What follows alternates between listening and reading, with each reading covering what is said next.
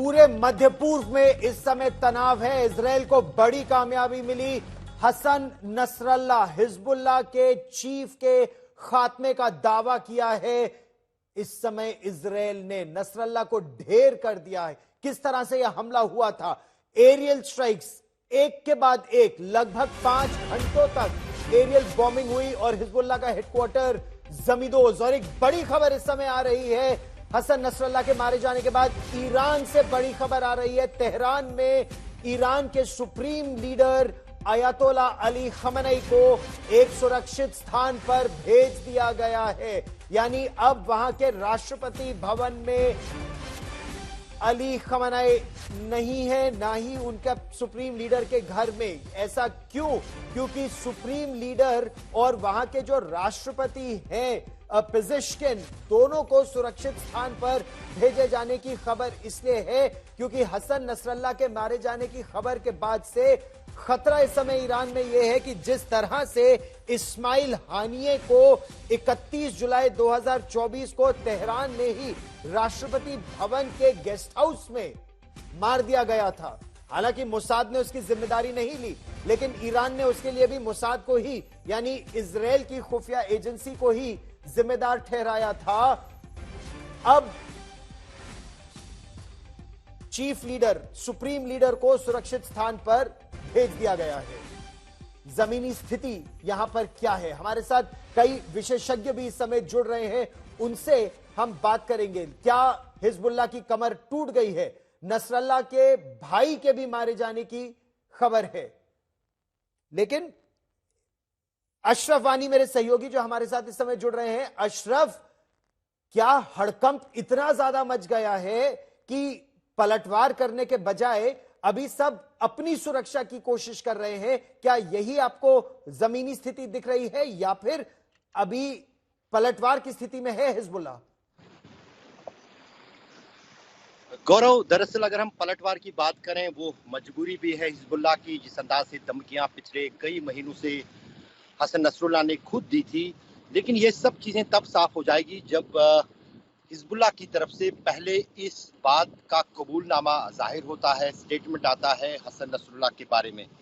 मैं अभी स्थानीय टीवी के चैनल्स को देख रहा था, जो खासतौर से हिजबुल्लाह का अपना चैनल है अलमीनार करके। उसमें ये बातें आ रही हैं कि अभी तक मलबे की सफाई हो रही है, कौन कौन से शव वहां पर मिलते हैं उसके बाद ही साफ होगा। दरअसल आपको भी पता है और कई सारे लोगों को पता है कि जो हसन नसरुल्लाह है उसकी मूवमेंट आज से नहीं, पिछले 3 दशकों से बहुत गोपनीय होती है। कुछ ही गिने चुने लोगों को उसके बारे में पता रहता है, वो कहाँ जाएगा, कहाँ पर उसको बैठक करनी है, कहाँ पर उसको संदेश देना है, ये कुछ सिलेक्टिव लोग तय करते हैं। उनके बीच में सींध पाना क्या उसमें मोसाद कामयाब हुआ, ये कहना काफ़ी मुश्किल है, क्योंकि उसके जितने भी करीबी सहयोगी थे उनमें से प्रमुख तौर से 2 लोग, फवाद शुक्र और इब्राहिम जो हैं, वो मारे गए हैं पिछले 10 दिन के दौरान। क्या उसके बाद उससे भी ज़्यादा कोई ऐसा इन्फिल्ट्रेशन हुआ है हिजबुल्लाह के लीडरशिप के बीच में, जो इजराइल तक जानकारियां दे रहा है, न सिर्फ उनके लीडरशिप के बारे में बल्कि उनके वेयर हाउसेस के बारे में, उनके हथियारों के बारे में? वो एक बड़ा सवाल और प्रश्न है इस वक्त हिजबुल्लाह के सामने, ताकि वो उसका जवाब ढूंढ निकालें।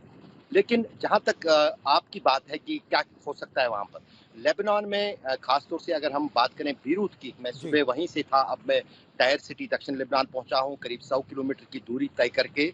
वहां पर ये खबरें आ रही थी कि उनकी बेटी हसन नसरुल्लाह की जो है ज़ैनब नसरुल्लाह, उनकी मौत हुई है। हसन नसरुल्लाह के एक भाई इस हमले में मारे गए हैं और उनके एक कजिन को मारा गया है। ये पुष्टिता इसमें हिजबुल्लाह की अभी तक नहीं है।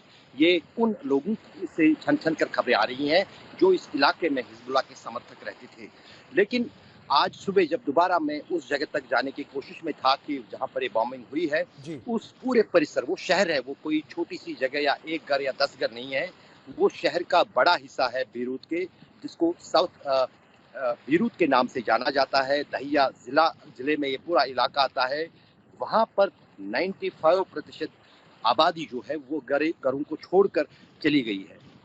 कुछ बचे कुचे लोग जो उस इलाके में थे, वो कल शाम को जो ही बॉम्बिंग शुरू हुई और आज सुबह दोबारा उसी इलाके पर 4 और मिसाइल इजराइल ने दागे कुछ कुछ वक्फे के बाद स्पेसिफिक, लेकिन ये छोटे मिसाइल थे। तो क्या उनमें और कोई बचे कुचे जो हिजबुल्लाह के ठिकाने थे उन पर इजराइल के हमले थे, उस पर भी जी। अभी पुष्टि नहीं हुई है।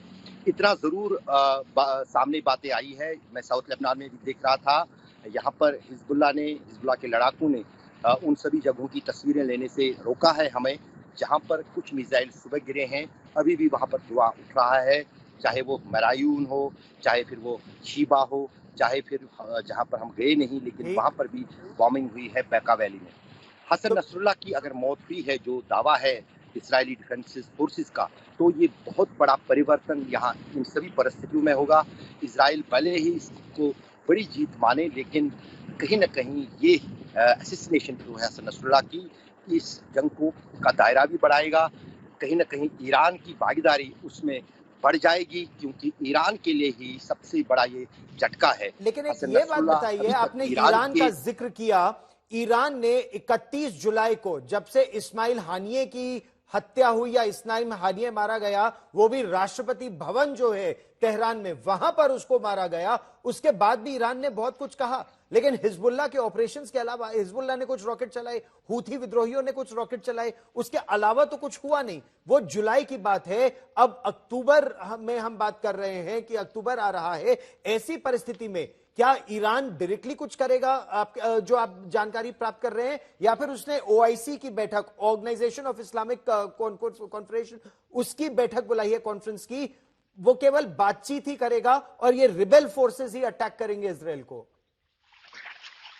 गौरव, अगर आईओसी की बात करें, वो उसकी कुछ चलती नहीं है, वो आपको भी पता है। और उसमें जो अधिकतर देश हैं वो अमेरिका के दबाव में है, वो अमेरिका के खिलाफ ना ही कुछ बोल सकते हैं ना ही कुछ कर सकते हैं। मात्र ईरान इस खाड़ी में एक ऐसा देश है जिसकी दुश्मनी अमेरिका से दशकों से चली आ रही है, और वो दुश्मनी कभी खत्म नहीं हुई है। अमेरिका के लिए सबसे बड़ी चुनौती ये है कि क्या वो ईरान के समर्थक में जो खास तौर से 2-3 देश पिछले कुछ दिनों के दौरान आए हैं, जिनमें टर्की महत्वपूर्ण है। टर्की जो है कहीं न कहीं ईरान को गजा में जो कुछ हो रहा है उसको लेकर साथ आया है, और वही कुछ कोशिशें जो हैं यहाँ पर कतर, एक छोटा-सा देश है, वो मध्यस्थता करना चाहता था, और इजिप्ट। अगर ये 2-4 देश अमेरिका की ईरान की सहमति में आते हैं या ईरान का सपोर्ट करते हैं, तो ईरान इस लड़ाई में कूद सकता है। यदि टर्की और इजिप्ट जो है वो हाथ पीछे खींचते हैं, तो जाहिर है कि ईरान अकलौता पड़ जाएगा। लेकिन दूसरी तरफ ईरान को इस खाड़ी में अपना वर्चस्व कायम रखने के लिए कोई ना कोई रिएक्शन करना होगा। क्या वो हुती से करवाएगा, हुतीस को लॉन्ग रेंज मिसाइल जैसे उनके पास हैं, उससे भी जी। बेटर कोई टेक्नोलॉजी देगा, उनसे करवाएगा, या फिर हिजबुल्लाह के लड़ाकू जो अभी भी हजारों की तादाद में लेबनान में है, उनसे करवाएगा। उनकी लीडरशिप, अगर हसनुल्लाह मारे जाते हैं तो उनकी लीडरशिप कौन देखेगा? क्या वो कोई रेवोल्यूशनरी गार्ड कमांडर या सेना प्रमुख होगा, जिस तरह से कासिम सुलेमानी जो थे, वो हिजबुल्लाह के ऑपरेशंस को पूरी तरह से देख रहे थे।